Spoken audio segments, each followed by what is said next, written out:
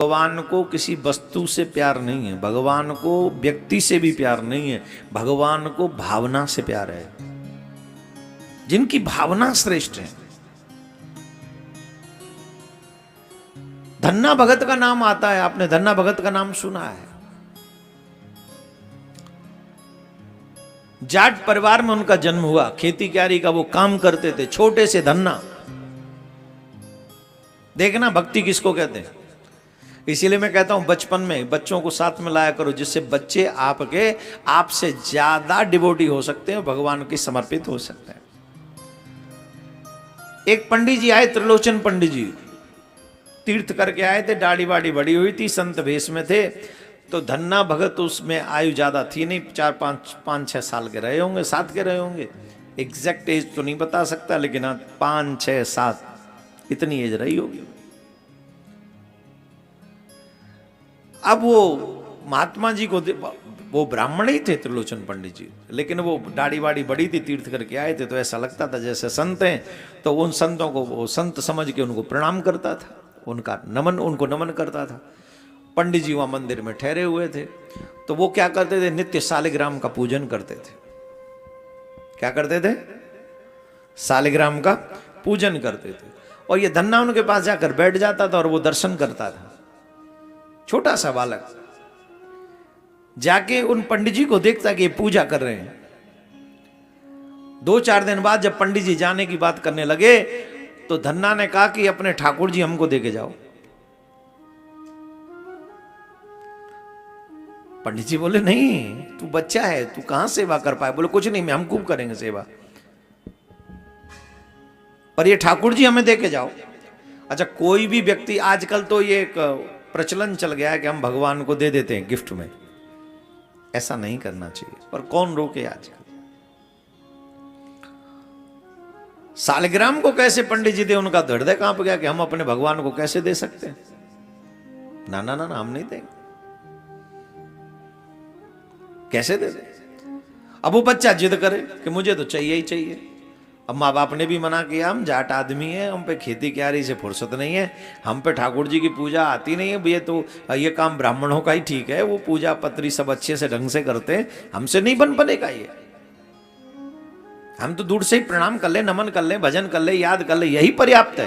बोले नहीं नहीं, मुझे तो ठाकुर सेवा चाहिए। जिद करके बैठ गए। गांव वाले लोगों ने कहा पंडित जी क्या करोगे। बोले क्या करें, समझ में नहीं यार, ठाकुर जी तो नहीं दें। बोले ऐसा मत करो, बालक को बहकाना कोई बड़ी बात थोड़ी है, कोई उपाय करो जिससे बालक भी बहल जाए और ठाकुर जी की सेवा में उससे अपराध भी ना हो। बोले ठीक है।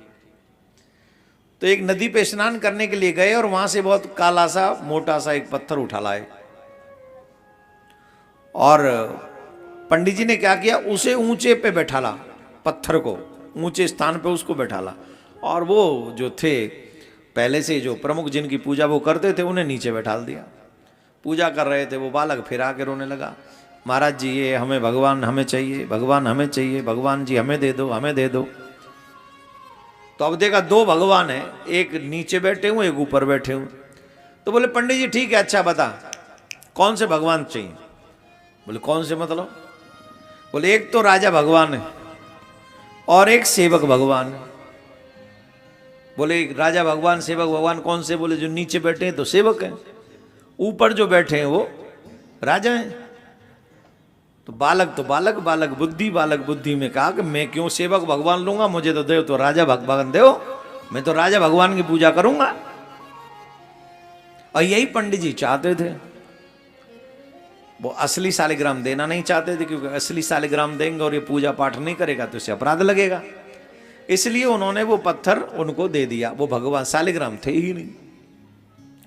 लेकिन इसके बाद भी पंडित जी ने एक बात कही। पंडित जी ने कहा तुम देखो एक काम करो, ज्यादा कुछ न कर सको तो जल से स्नान करा देना, आरती कर देना, और जब तक इनको भोजन न कराओ तब तक तुम भोजन मत करना। जब तक इनको भोजन न कराओ तब तक भोजन मत करना। और ये बात बच्चे के मन में घर कर गई, बच्चे ने एक्सेप्ट कर लिया, ऐसा ही करूंगा। माता जी को नहीं बताया, पिताजी को नहीं बताया। वो लड्डू वो सालिग्राम का जो समझ रहा था, उस पत्थर को अपने साथ में रखा और खूब पूजा पाठ के लिए सोचता, रोज सुबह शाम आरती करता। एक दिन वो गया, मतलब उसी दिन, उससे अगले दिन गाय चराने के लिए गया। माँ को लगा बच्चा गाय चराने जा रहा है, तो माँ ने 4 रोटी रख दी, टेंटी का अचार रख दिया और इत्यादि जो व्यवस्था होगी, बाजरे की रोटी रख दी। अब पंडित जी कह के गए हैं, जब तक भगवान को न खिला लो तब तक मत खाना। आप उस बच्चे को ये लगा कि जैसे हम खाते वैसे भगवान खाते होंगे। 6-7 साल के तो हैं, कि जैसे हम खाते वैसे भगवान खाते होंगे। रोटी निकाली 4 और टेंटी का अचार रख दिया। बोले आओ भगवान पाओ। अब बैठा रहा, सुबह से दोपहर, दोपहर से शाम, भगवान नहीं आए। उन्होंने कहा जब तक भगवान न खावे तब तक तुम मत पाना। बोले ठीक है। वो भूखा रहा, उस दिन व्रत हो गया उसका। दूसरे दिन फिर जाके बैठ गया, वो पाओ। दूसरे दिन फिर नहीं आए, फिर भी भूखा रह गया, उस दिन भी व्रत हो गया। तीसरे दिन भी व्रत हुआ। चौथे दिन उस बालक ने कहा, माना कि तुम राजा हो, तुम्हारे पास और भी व्यवस्था होंगी, कहीं भी आप खा सकते होगे, खिलाने वाले आपको तो कोई कमी नहीं है, आपको तो तमाम खिला देते होंगे, और तुम भगवान हो, सच्ची सच्ची बताओ, तुम्हें मेरे ऊपर दया नहीं आ रही? कैसे भगवान हो, तुम्हें मेरे ऊपर तरस नहीं आ रहा? मैं 3 दिन, आज चौथा दिन है, भूखा हूं, कैसे भगवान हो तुम? अरे तुम राजा हो, तुम्हें खिलाने वालों की कमी नहीं है, पर मेरे ऊपर तो दया करो, कम से कम मेरे लिए खा लो। 3 दिन से मैंने कुछ नहीं खाया, जल की एक बूंद नहीं पी मैंने, सिर्फ आप भोजन करो, क्योंकि गुरुजी कह गए, पंडित जी कह गए, जब तक आपको न खिलाऊं तब तक नहीं खा लो। बालक ने इतने प्रेम से, उस धन्ना भगत ने कहा, उस बचपन में इतने प्रेम से कहा कि भगवान से नहीं रहा गया, और भगवान तुरंत प्रकट हो गए ग्वारिया के वेश में। और ग्वारिया के वेश में प्रकट होकर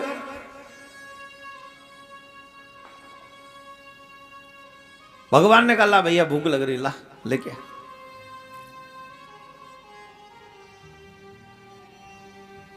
बोले का लाऊं? बोले कछु पात्र वात्र लाया? बोले कछु ना है। बोले चल ला। वही खिसका लिए, 2 रोटी पा ली, तीसरी रोटी उठावे लगे। बालक ने कही, रोटी कितनी है टोटल? बोले 4। ने कहा तो दया करो, ने कहा तो तरस खाओ। अरे आप तो राजा हो, तुम्हें तो पता नहीं किस ने खिलाया होगा, हमें किसी ने नहीं खिलाया। 4 दिन से प्रतीक्षा कर रहे हैं, 2 अपने बट की खा लो और 2 आप हमारे बट की छोड़ दो, 2 हम खाएंगे, 2 तुम खाओ।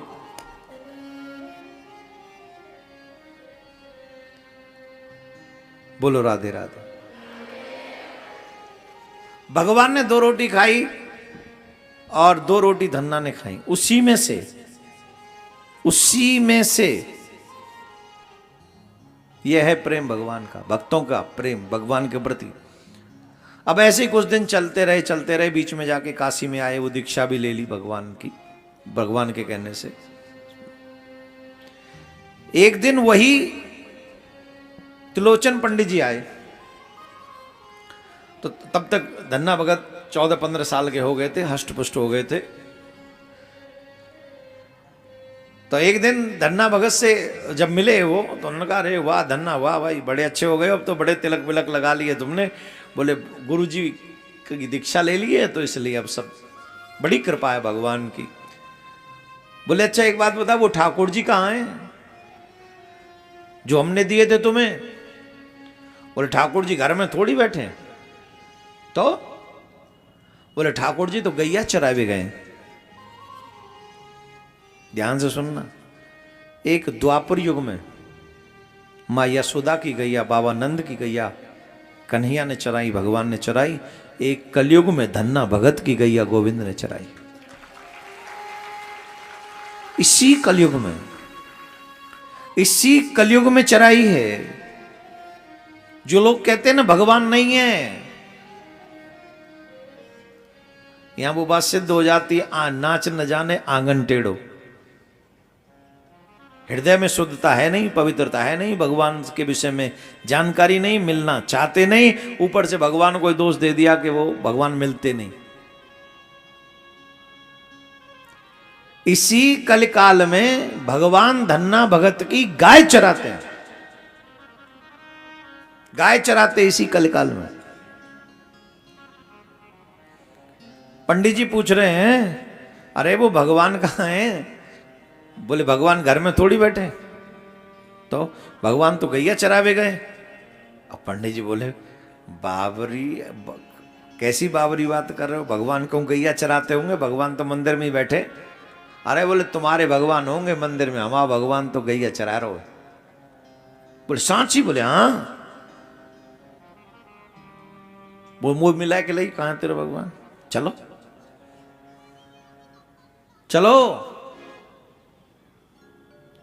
धन्ना भगत उन पंडित जी को लेके गए जो पंडित जी थे ठाकुर जी प्रेम से लिए थे। अब पंडित जी ने पूछी कहां है तेरे भगवान? बोल तुम्हें दिख रहे ना वो ठाड़े वहां पेड़ के नीचे, गैया वो चल रही, देखो बोले। पंडित जी बोले पागल बना रहे हो, मुंह तो कोई ना दिख रहा हो यहाँ गैयान के सिवाय। अरे यही है, देखो तो सही, गैयान के पीछे तो ठाड़े। पंडित जी को यह विश्वास हो गया कि इसको तो दिख रहे हैं पर मुझे नहीं दिख रहे। पंडित जी रोने लगे, चीखने लगे। पंडित जी ने कहा कि मेरे से क्या अपराध हो गया? मैं तो नित्य सालग्राम की पूजा करता हूं, आप मुझे दर्शन नहीं दे रहे और आप इस बालक को दर्शन दे चुके। अगर आपने मुझे दर्शन नहीं दिया तो मैं आत्मदाह कर लूंगा। आकाशवाणी हुई, पंडित जी इस बच्चे की तरह तुम्हारा मन निर्मल नहीं है, तुम्हारा मन सरल नहीं है। जब इस बच्चे की तरह तुम्हारा मन निर्मल हो जाएगा तो मैं तुम्हें मिलूंगा। बोले कैसे होगा मेरा मन निर्मल? कृपा करके बताओ। बोले अगर तुम मुझे देखना चाहते हो तो इस भक्त धन्ना को अपनी गोद में बिठा लो, तुम्हें मैं अभी दिखता हूं।